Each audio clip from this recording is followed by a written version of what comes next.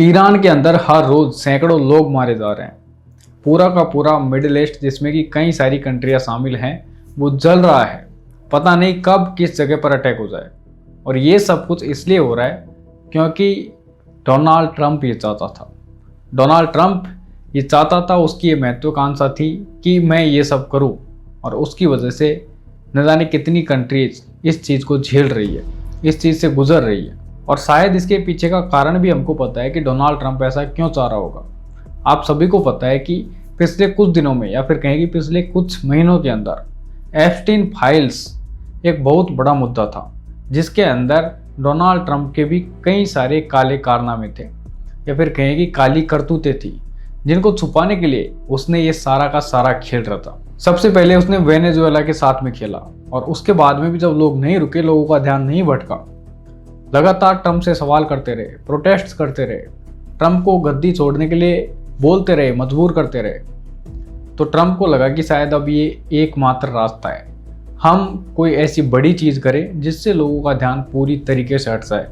और शायद Donald Trump अब की बार इसमें कामयाब हो भी चुके हैं, क्योंकि फिलहाल सबका ध्यान इजराइल, ईरान और यूएस वाली ये जो ट्रायंगल वॉर है इसके ऊपर है, जिसमें इजराइल और अमेरिका एक साथ ईरान के ऊपर अटैक कर रहे हैं। इजराइल अपने देश से, अपने क्षेत्र से अटैक कर रहा है, तो उधर अमेरिका अपने आसपास के मिडिल ईस्ट के अंदर जितने भी एयर बेसेस हैं उनसे ईरान के ऊपर अटैक कर रहा है। और ईरान बहुत ही खतरनाक तरीके से घिर चुका है अपने आसपास के सभी देशों से, लेकिन फिर भी वो हार मानने को तैयार नहीं है। और ईरान पुष्पा मूवी के पुष्पा की तरह एकदम सीधा खड़ा हुआ है और कह रहा है कि झुकेगा नहीं। मतलब ईरान ने ये चीज़ स्पष्ट कर दी है कि चाहे तुम कितनी बड़ी कंट्री हो, अमेरिका चाहे कितनी पावरफुल कंट्री हो, लेकिन हम झुकेंगे नहीं, हम लड़ेंगे। और यही कर रहा है ईरान भी। ईरान लगातार अटैक कर रहा है इजराइल के ऊपर, लगातार अटैक कर रहा है बाकी जो मिडिल ईस्ट की कंट्रीज हैं, जिनमें कि अमेरिका के एयर बेसेस हैं,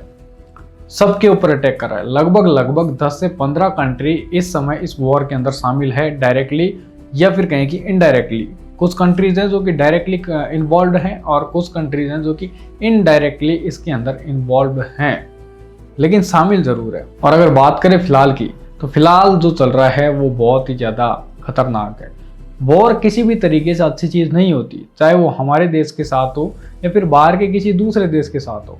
इसमें बहुत ज़्यादा नुकसान होता है ह्यूमैनिटी का। सबसे ज़्यादा नुकसान ह्यूमैनिटी का होता है, मानवता का होता है। लोग मारे जाते हैं, परिवार बिछड़ जाते हैं, जगह छोड़नी पड़ जाती है, देश छोड़ने पड़ जाते हैं, और आसपास के देशों के लोग भी मारे जाते हैं। पूरे वैश्विक स्तर पर महंगाई बढ़ जाती है। काफ़ी सारी चीज़ें ऐसी देखने को मिलती है जो कि कोई भी देखना नहीं चाहेगा वॉर के अंदर, लेकिन कुछ एक महत्वाकांक्षी लोगों के चक्कर में, कुछ एक बुरे लोगों के चक्कर में हमको ये दिन देखने पड़ जाते हैं। बात करें इंडिया की, तो इंडिया इस समय जो है पूरी तरीके से न्यूट्रल है। लेकिन पहले जो इंडिया न्यूट्रल रहता था और आज जो इंडिया न्यूट्रल है, उसमें भी थोड़ा डिफरेंस नज़र आता है। पहले लगता था कि इंडिया अपनी खुद की इच्छा से न्यूट्रल है, लेकिन अब लगता है कि इंडिया किसी दबाव के कारण न्यूट्रल है। अब लगता है कि इंडिया अगर चाहे भी कि हम ईरान का सपोर्ट कर दे तो नहीं कर सकता। पहले होता था कि हम जिसका सपोर्ट करना चाहें उसका कर सकते थे, हमारे ऊपर किसी का कोई प्रेशर नहीं रहता था। लेकिन अब यह है कि हम अगर किसी का सपोर्ट करना चाह रहे हैं तो हम नहीं कर सकते, क्योंकि हमारे ऊपर प्रेशर रहता है और वो दिखाई भी देता है। जिस तरीके से हमने अमेरिका के साथ में डील करी, प्रेशर में करी, सबको पता है। भले ही हमारे जो नेता हैं वो माने इस बात को या ना माने, लेकिन दिखता है, ये सारी चीज़ें दिखती हैं। और ये अब दिख रहा है कि इंडिया कहीं ना कहीं दबाव में तो है। ईरान हमेशा से इंडिया का एक अच्छा दोस्त रहा है। वो पाकिस्तान के साथ में भी जब वॉर वगैरह या फिर वॉर लाइक सिचुएशन बनती थी या फिर थोड़ी बहुत टेंशन्स बढ़ती थी, तो इंडिया का ही सपोर्ट करता था। ईरान से हम काफ़ी सारा ऑयल खरीदते रहे। और एक और चीज़, स्टेट ऑफ हार्वेस्ट, जो कि अब लगभग बंद हो चुका है, एक रास्ता जिसमें से कि दुनिया का 20 to 25% ऑयल एक्सपोर्ट होता था या फिर निकलता था। एक ऐसे रास्ते में होकर के जहाँ से न जाने कितने देशों को अपनी तेल की ज़रूरतों को पूरा करने के लिए उस रास्ते से गुजरना पड़ता था। वो रास्ता अब ईरान ने बंद कर दिया है लगभग, क्योंकि वहाँ पर जो भी शिप वगैरह जाती हैं ऑयल लेकर के, उनके ऊपर अटैक हो सकता है या फिर हो रहे हैं। और जो शिप्स वगैरह जाती हैं वो इसलिए जाती है क्योंकि इंश्योरेंस कंपनी उन पर अपना दाव लगाती है कि भाई हम इस शिप का इंश्योरेंस कर रहे हैं, इसके साथ में कुछ भी गलत होता है तो उसकी भरपाई हम करेंगे। जिस तरीके से हमारी व्हीकल्स का इंश्योरेंस होता है उसी तरीके से मान लीजिए। लेकिन अब ज़्यादातर इंश्योरेंस कंपनी क्यों करेंगे इंश्योरेंस, जबकि उनको पता है कि यहाँ पर 90% चांस है कि यहाँ से अगर कोई शिप गुजरेगा तो बिना किसी नुकसान के वो नहीं पहुँच पाएगा, हो सकता है पूरी तरीके से डेस्ट्रॉय हो जाए। और ये एक व्हीकल की बात नहीं है, ये एक शिप की बात नहीं है, उसके अंदर जो पूरा का पूरा माल होता है ना, वो लाखों करोड़ों रुपए का होता है। तो कोई भी ये नुकसान उठाने को तैयार नहीं होगा। तो सबसे बड़ी चीज़ ये है। और दूसरी बात, जैसे वो रास्ता बंद हुआ, ऑयल का आयात निर्यात वगैरह बंद हुआ वहाँ से, तो अब ऑयल के जो प्राइसेस हैं वो बढ़ने शुरू हो चुके हैं और शायद बढ़ेंगे भी, अगर ये जो टेंशन है इनके बीच में ये नहीं रुकती है जल्दी। और जो कि दिख रहा है कि अभी लगभग 1-2 महीने तो रुकने वाली है नहीं। ट्रंप का भी स्पष्ट है कि भाई हम भी नहीं रुकेंगे, तो उधर से ईरान भी स्पष्ट है कि हम भी नहीं रुकने वाले। हालांकि ट्रंप तो ये कह रहा है कि ईरान हमसे बात करना चाह रहा है, लेकिन हम खुद इस मामले पर बात नहीं करना चाह रहे हैं। अगर डेथ्स के ऊपर बात करी जाए तो अप्रॉक्स 1000 के आसपास या फिर कहें कि 900 के आसपास लोग मारे जा चुके हैं ईरान के अंदर। लगातार अटैक्स जारी हैं, 1000 से ज़्यादा जगहों पर अटैक हो चुके हैं ईरान के अंदर।